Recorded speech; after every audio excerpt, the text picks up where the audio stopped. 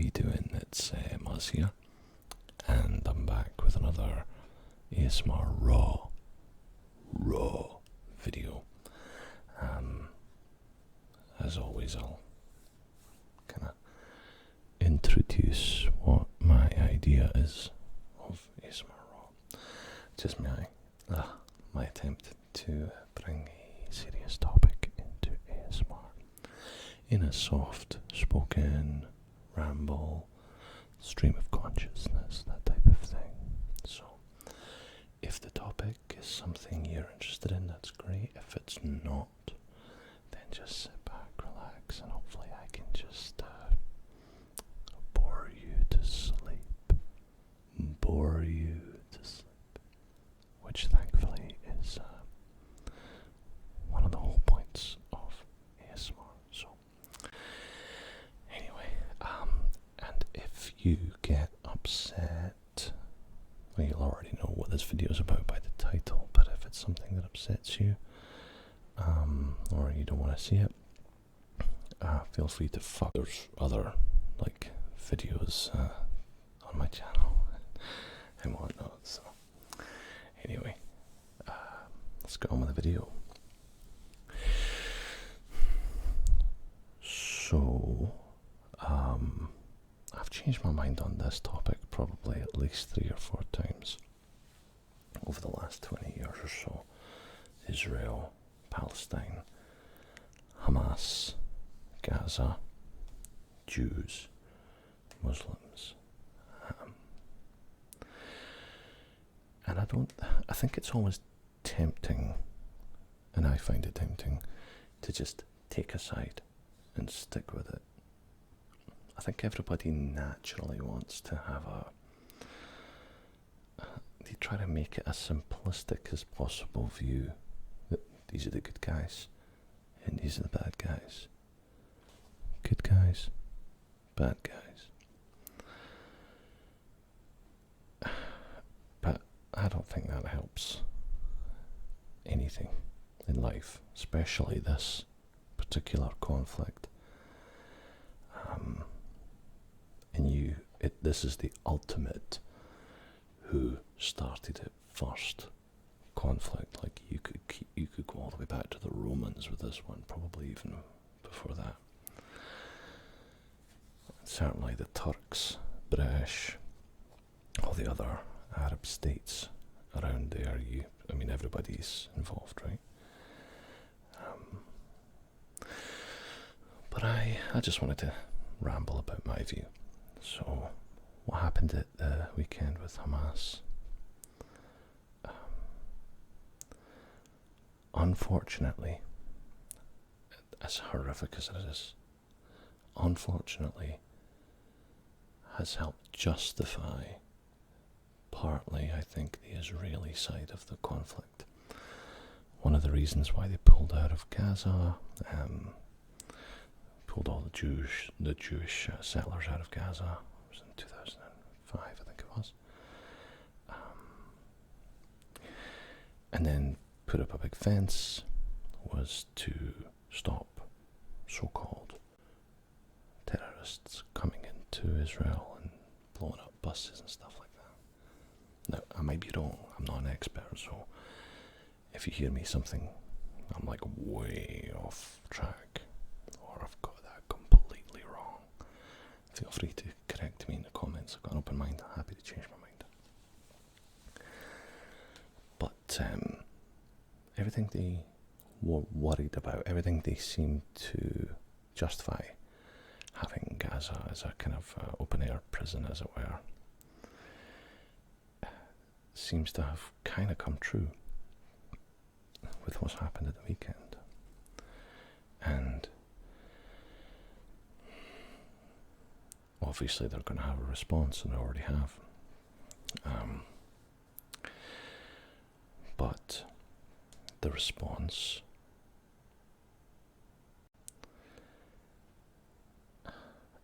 is from the air with weapons, smart weapons, precise weapons, but they're always going to cause civilian casualties.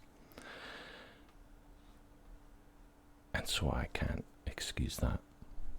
I don't think anybody could. But I certainly cannot excuse what Hamas did. And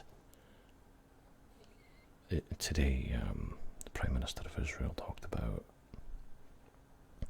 completely crushing Hamas and likening them to ISIS. On that, I totally agree. I mean, they've got to go. That's it. I feel like they signed their own death warrant when they did that. So when Israel says they're not targeting civilians when they react to what happened, I want to believe them. And I think mostly I do believe them, but I also would understand if, partly because they're so detached, and also because of their history, I would understand if they place less value on Palestinian life than they do on their own lives or anybody else's. And that's awful. That's an awful, awful thing, but maybe that's just the reality of it there. I also feel like it's, as I've talked about this with friends and whatnot over the years, the big missing piece.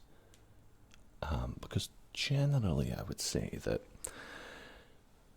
most of my friends, family, tend to immediately side with the Palestinian side, the Palestinian cause. And I get that. And I have too in the past. But I feel like you have to look at at least World War II, Holocaust, the scattering of Jews throughout Europe and the world, and then their return to live in the Middle East and hopefully share land with Muslims. I feel like Israel are a cornered animal, and they went through something that only 2 generations ago, or grandfathers or whatever.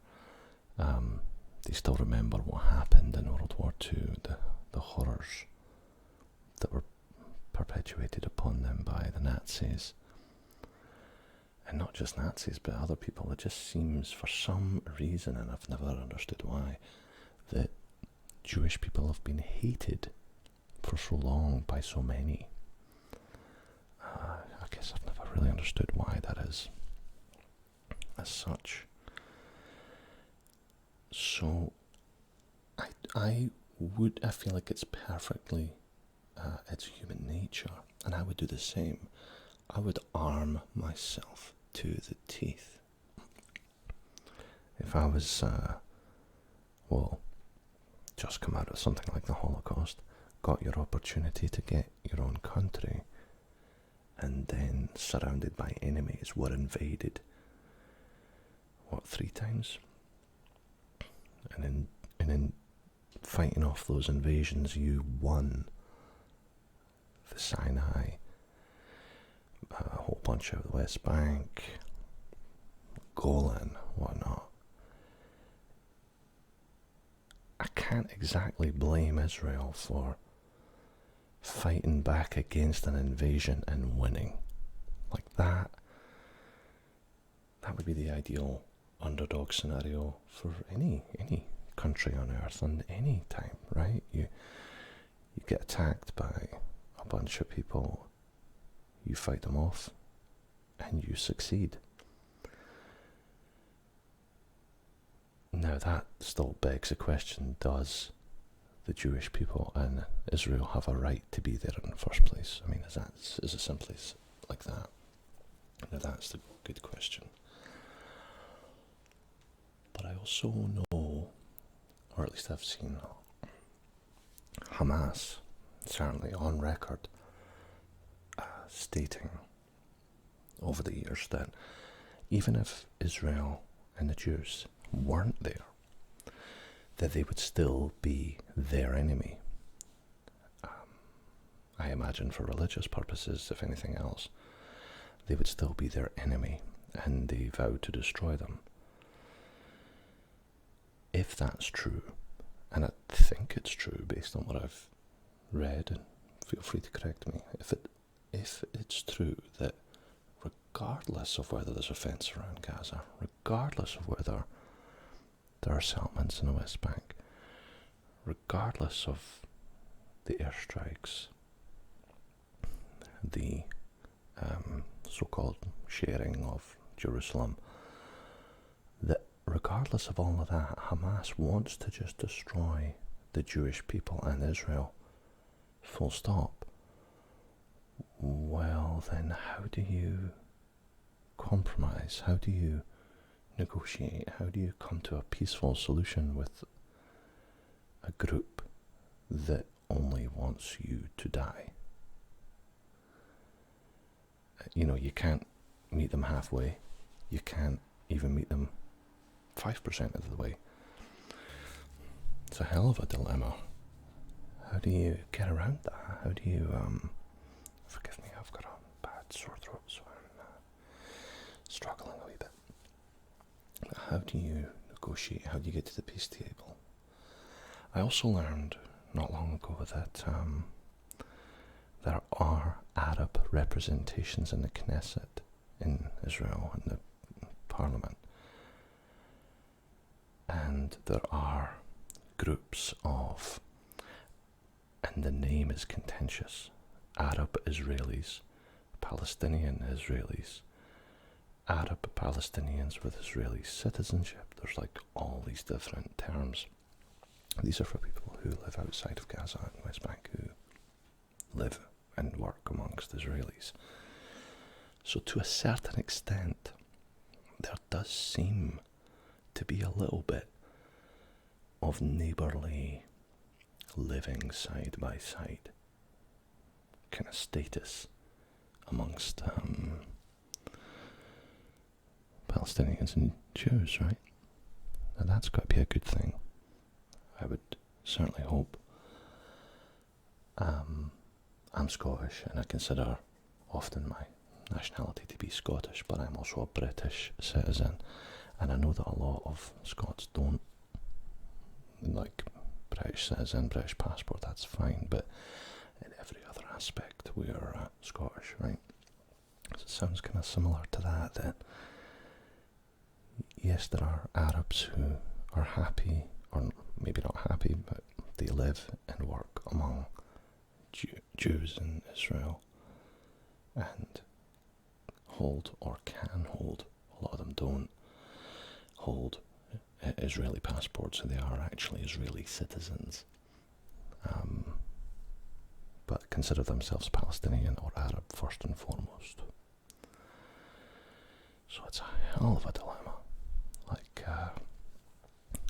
the only way I can see anyway of it being fixed, and I think this goes right back to the UN plan after the Second World War, was to make Jerusalem an international city. Nobody owns it. Have a whole bunch of blue helmet wearing UN peacekeepers in there, and they run the show. Now that would take care, I think, of the Jerusalem problem, but it wouldn't take care of the Gaza, West Bank, and just the nature of the state of Israel, country of Israel, being considered an illegitimate state by the Palestinians and even the neighbours, Jordan, Syria, Lebanon and Egypt, who, if I've got my history right, were all party to previous invasions. Also, I had a very interesting thing from, and I think it was a Palestinian, I could be wrong, I had to start writing this stuff down, was